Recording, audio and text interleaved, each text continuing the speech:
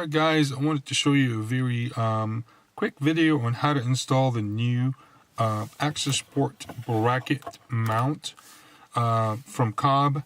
It's pretty heavy duty, it's real sturdy. It comes with two rotational balls in here that you can put in there, and you get a new bolt because it's going to mount right here on your handle.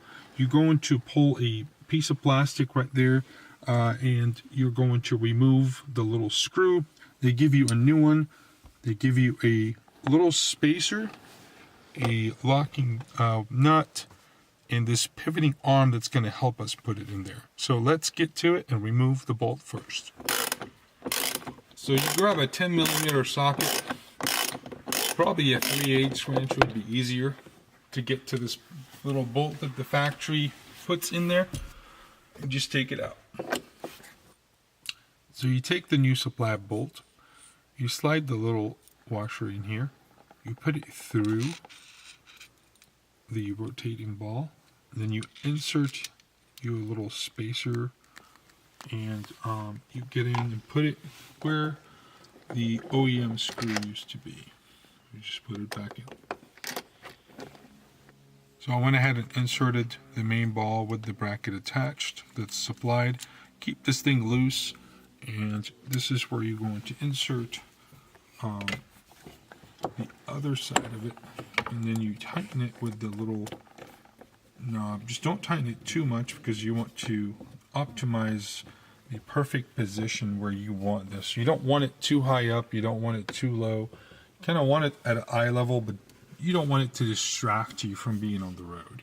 I left the other bracket in there just to give you guys a comparison of like the two. This is a magnet suction cup bracket.